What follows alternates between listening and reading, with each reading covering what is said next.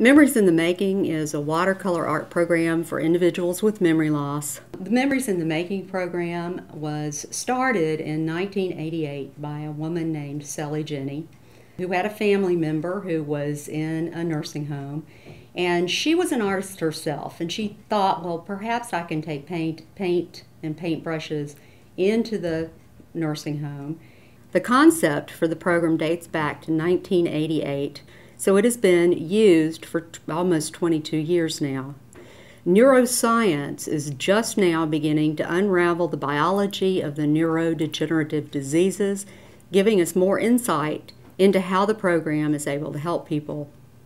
Areas in the brain that enable short-term memory, speech and language, and thinking and cognition are the first areas affected by Alzheimer's.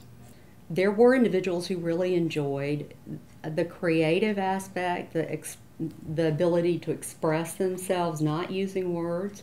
A woman I met who was not quite 100 when I first started knowing her.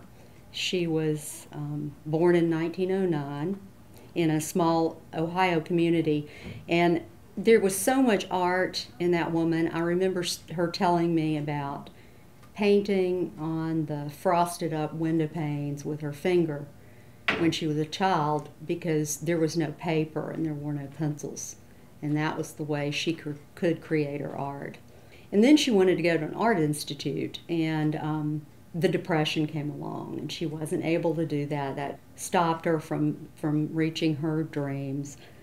But she has a granddaughter now who is a graphic designer and has her own art studio, and so she often says that she is living her dreams through her granddaughter.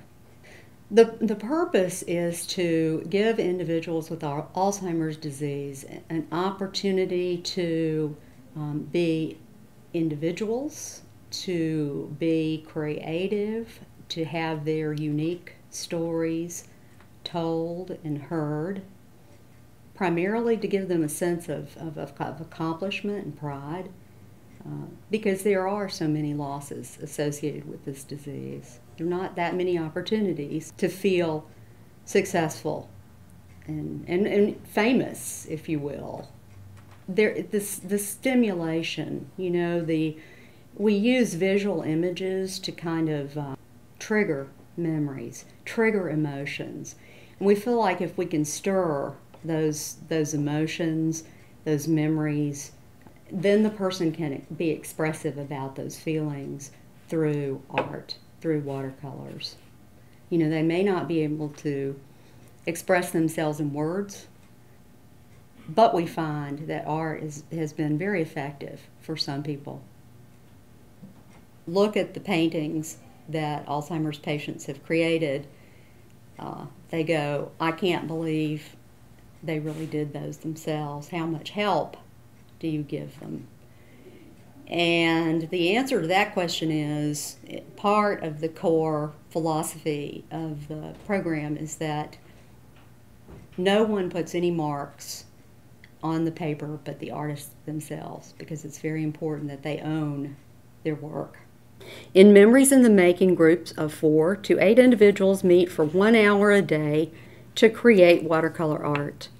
The goal is to provide an activity for the individual that is both meaningful and pleasurable. Through the creation of art, participants can access memories and feelings that may be hard to express in words, since language is often one of the abilities that is most profoundly affected in the disease. Alzheimer's and the related dementias are strongly associated with decline and loss of abilities. The art that comes out of this program clearly contradicts this perception. The person is still in there with all the feelings and many of the core memories that make them who they are. We are always looking for ways to help people with the disease feel valued and understood. With the Memories in the Making program, we are able to emphasize the person's strengths and hopefully contribute to a better quality of life.